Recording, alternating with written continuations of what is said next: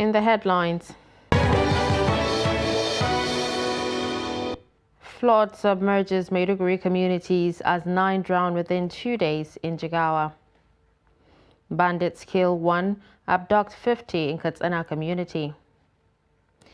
Reps ASU to meet on Tuesday over face-off with government. And away from Nigeria, UK prepares for state funeral, final farewell to Queen Elizabeth. Hello and welcome to Trust News Update. I'm Dashan Husseina Usman.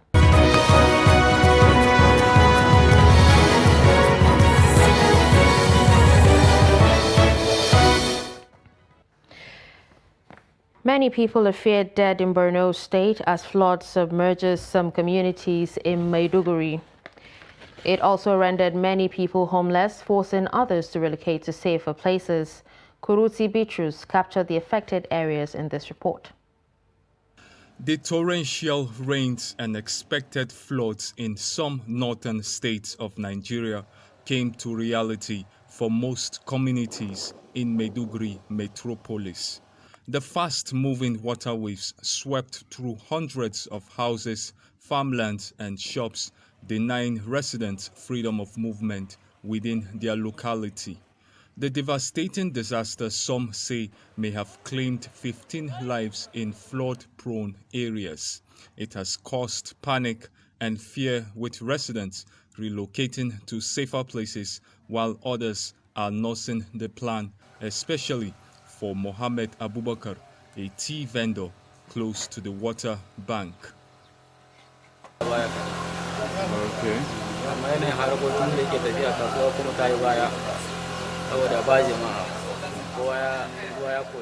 The rising level of the flood is making me scared, and many people have left the area.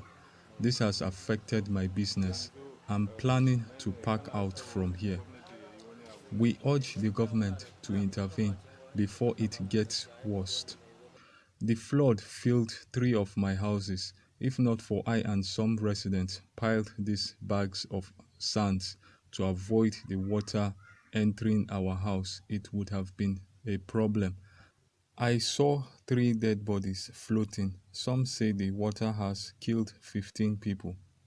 We pray that the flood reduces because it will spell doom for businesses and destroy properties. We heard that they will release the Lagdo Dam, so we are so much afraid. Many people are watchful and hoping that the floods does not submerge the whole city and make life unbearable for them. They also believe that the rainy season drawing close to its end, the floods will gradually disappear. Similarly, at least 9 people have been confirmed dead after drowning in different local government areas of Jigawa State over the weekend. The police spokesman in the state, DSP Lawan Shisu Adam, and his Nigerian Security and Civil Defense Corps counterpart, CSC Adamu Shehu, disclosed this to newsmen in Dutse. The victims, who were mostly related, drowned while trying to cross different streams or got trapped in a sand ditch.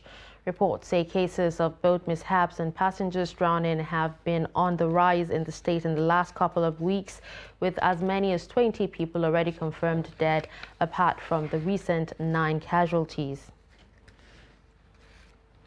Residents of Bakiawa village in Batagarawa local government area of Katsina State have many stories to tell after last Thursday's terrorist attack. The terrorists arrived at the village on motorcycles, shooting in the air as part of their strategy to scare residents. Residents of Bakiawa village told Trust TV's Abdullahi Amadi that the terrorists unleashed mayhem on them. The report. They came with vehicles, that is cars, and carried all the goods and went with it. The terrorists killed 1 person, abducting over 50 people, mostly women and children, from this village.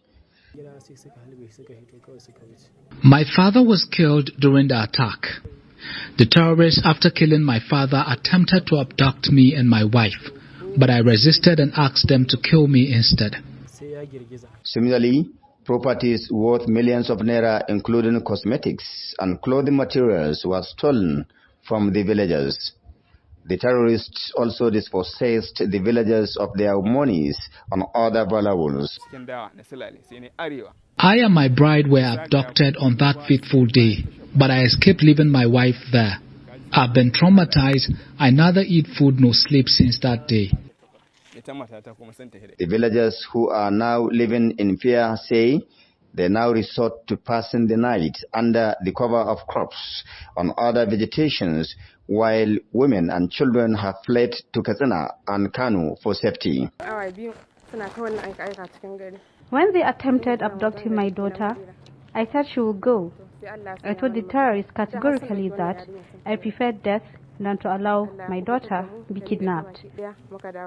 Residents of Bakiawa village, however, commended the combined effort of military and police operatives who rushed to the area and chased the terrorists away. Bakiawa village is less than 15 kilometers away from the ancient city of Katsina on Katsina-Batsari Road.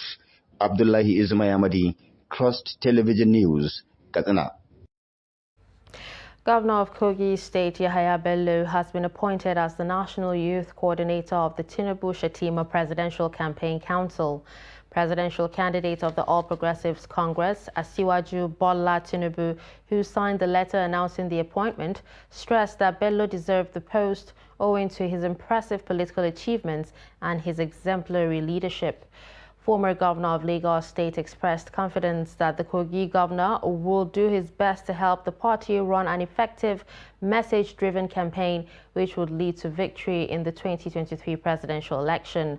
In his acceptance letter, Bello pledged to deploy all in his capacity, working alongside presidential candidate to ensure victory for the APC in the 2023 general elections.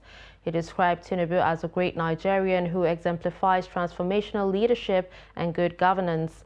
Party members and analysts described the appointment as a big boost for the campaign, considering the important place of youths in the 2023 elections and the impressive youth-targeted campaigns Bello conducted before the primary election.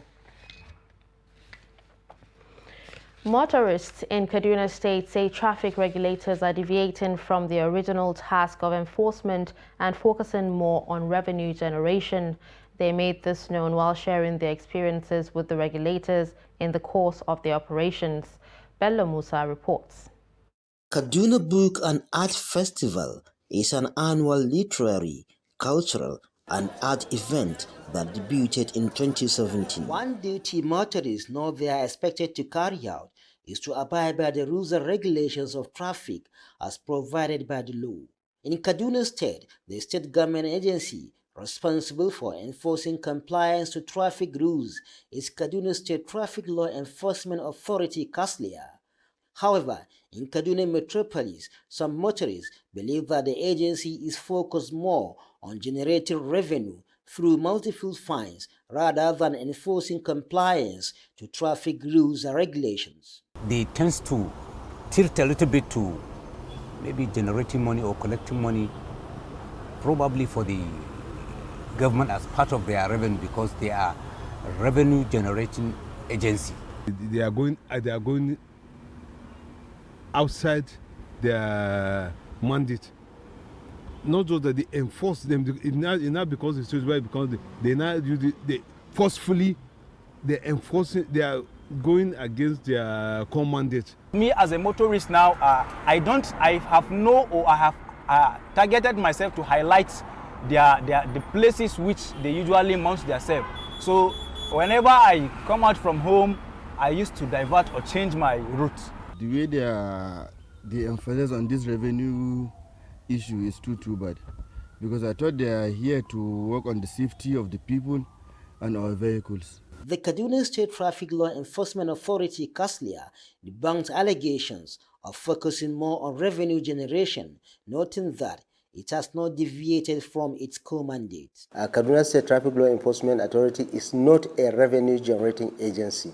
So if you can get zero compliance, 100% compliance, automatically we may not even think of any penalties. But we get little out of the road users, mostly because of non-compliance of those laws. guiding the driving code. But when we get 100% compliance, we cannot generate a single kobo, and that is why this authority was even created. While the motorists insist that KASLIA should train their officials on how to conduct themselves on the road, KASLIA maintains that their officials are doing their best within the ambit of the law. They lack training, actually, sincerely speaking. They lack training. They have to train them and teach them their work well. We have about 17 zones and units cut across the 23 local government of the states, and the unit commanders and the zonal commanders are always taking their time to make sure that the writing, that is training on training, is done at the various level. With the motorists calling on KASLIA to do the needful, the agency also wants motorists to abide by the rules of traffic in order to prevent the occurrence of accidents. Bello Musa, Trust TV News, Kaduna. 5 days after the Niger State Road Maintenance Agency fixed the bridge that collapsed along Mina-Bida Road, it has collapsed again. Many travelers, including those attending the Esu Nupe's 70th birthday last Monday, had to return home following the collapse of the Sabangida Bridge less than 40 kilometers to Bida town. Niger State Road Maintenance Agency last Tuesday fixed the bridge after it collapsed. One of the commercial drivers, Idris Muhammad, told our correspondent that motorists had to take shortcuts through villages while some of them had diverted to Bida, Wushishi, Zungeru to come to Mina. The contract for reconstruction of Mina-Bida Road had been awarded to an indigenous contractor since 2018 at the cost of 24 billion naira, and the work has not attained 30% completion. The State Commissioner of Works, Mohammed Sani Lafia, could not be reached on telephone. The World Health Organization says tobacco kills over 8 million people annually. Despite the health implications of smoking, addicts find it difficult to quit the habit. Trust TV's Ibrahim Ismail speaks to some smokers in Gombe on what it takes to overcome addiction. The report. According to experts, addiction is the inability to stop using a substance or engaging in a behavior even though it is causing psychological and physical harm. This man has been an addicted smoker since he was a teenager. He is unable to quit the habit despite the dangers of smoking to his health. When I am upset, I used to smoke 2 to 3 pieces of cigarette to calm myself before I remember some of my problems. I was white in complexion, while the cigarette tempered with my skin color, although I used some medication to reduce the effect.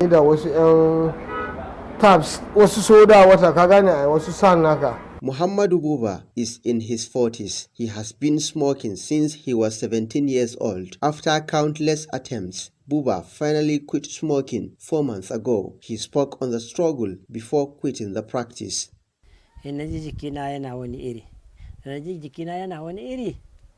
Before I halted smoking, I was experiencing health difficulties. I quit because it is not a religious obligation. It darkens the skin and causes harm to the body.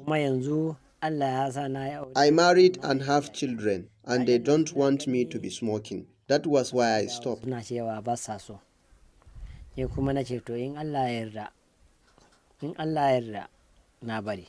I paused smoking with the aim of quitting, but when I got angry, I resumed smoking again. But I don't want my children to grow up and see me smoking.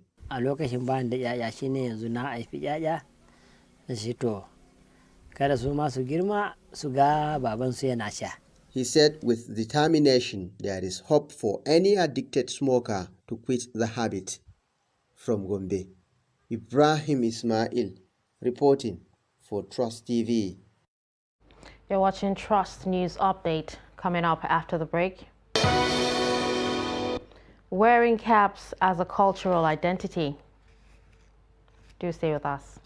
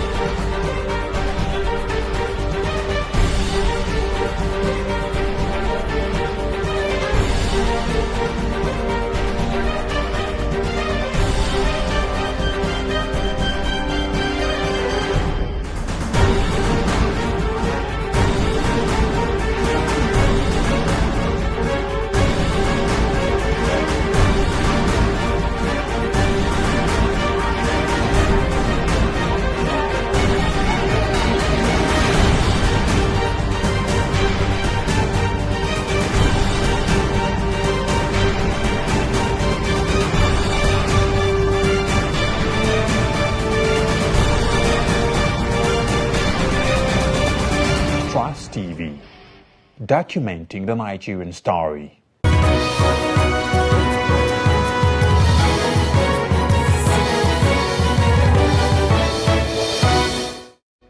Welcome back and thanks for staying with us. Let's take a look at some of our major stories.